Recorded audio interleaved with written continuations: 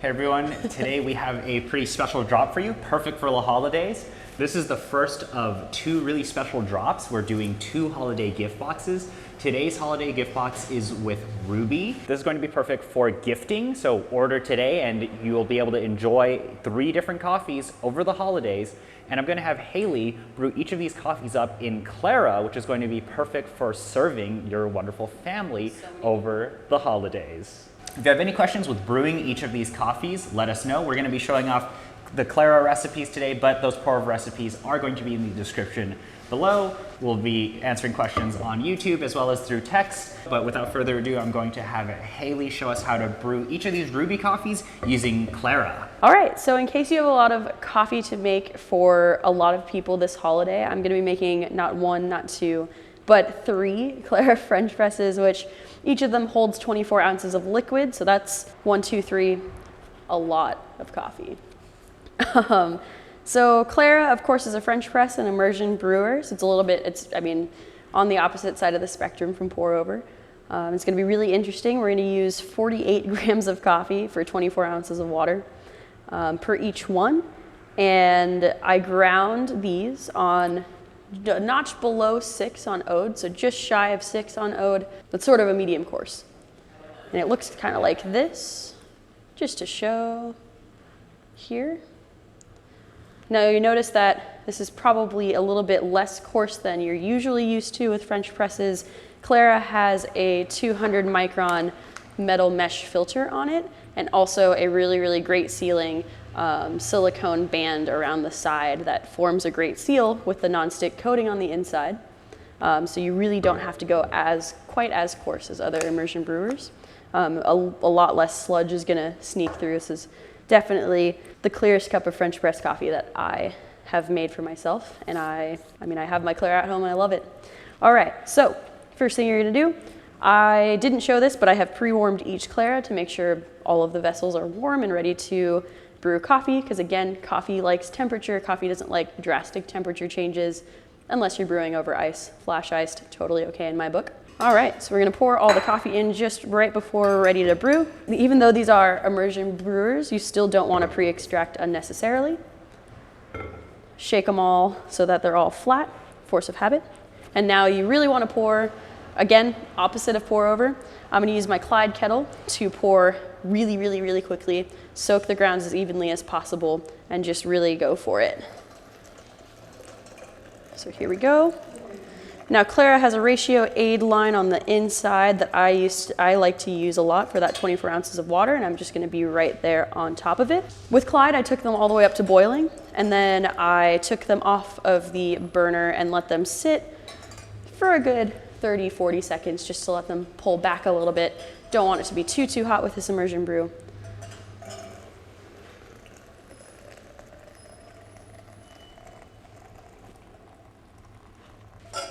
All right, timer's set and going. Now that they're all brewing. Always wanna make sure you set your timers, y'all. Now, what I'm gonna do with this agitation stick that comes with every Clara, it is made out of walnut, super, super nice, really high quality, unfinished walnut. Really great too because it doesn't affect the taste of coffee at all.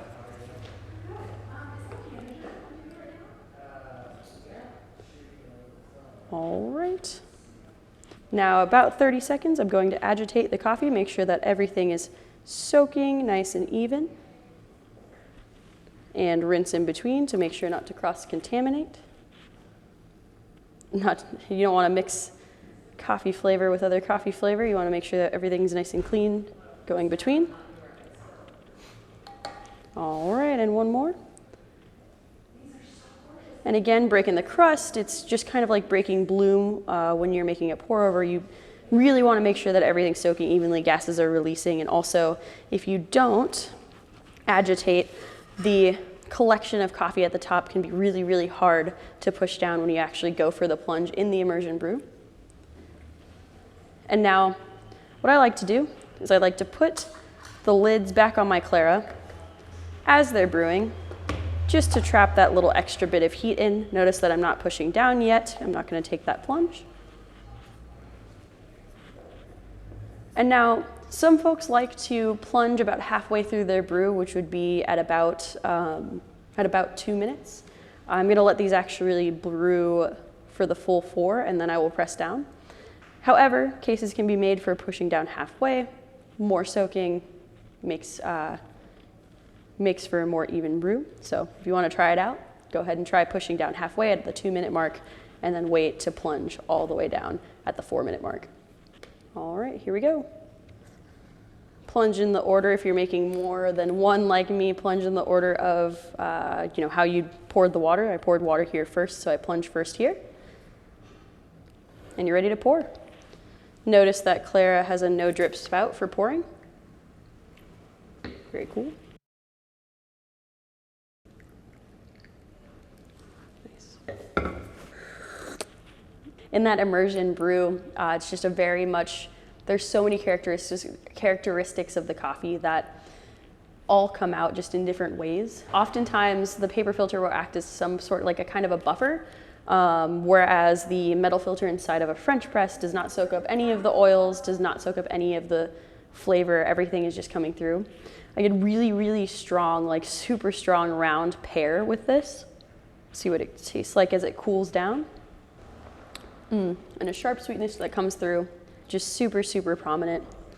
Maybe a little bit of red delicious apple as well. Just the slightest bit.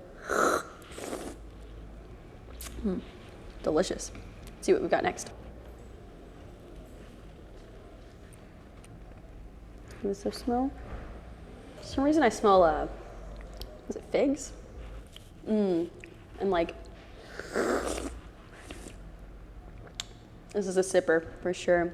Definitely like a green apple, got a fig thing going on for sure. Green apple around the edges. I want to say a little bit of medjool dates as well. Very specific, but definitely medjool dates, which is super great. This is very much reminiscent of like what I think of when I think of fall and like holiday, you know, when the figs start to get ripe. Very mellow mouthfeel, finishes super clean. Not too sweet, a little bit tart.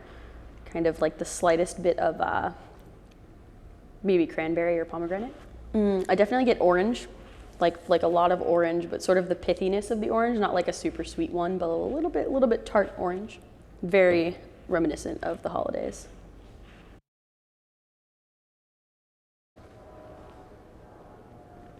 Right on the nose, I just smell this like Meyer lemon, like a candied lemon. It's super, super sweet and super like that roundness that you get from like a lemon hard candy or something.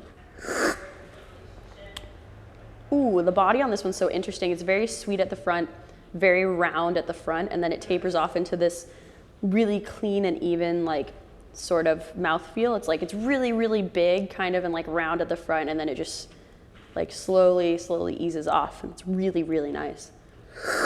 The zest of a lemon, but it's just kind of like the air of it. It's not quite as Meyer lemon heavy as I thought it would be. It definitely just is an afterthought almost, but it's still very present. There's just so much going on with this one. This one's gonna be more of your upfront sweet, like tip of the tongue sweetness, easy body, just like tip of the tongue sweetness. This is gonna be super even keeled. It's really warm. It's like cold day, foggy morning, like super reminiscent of that.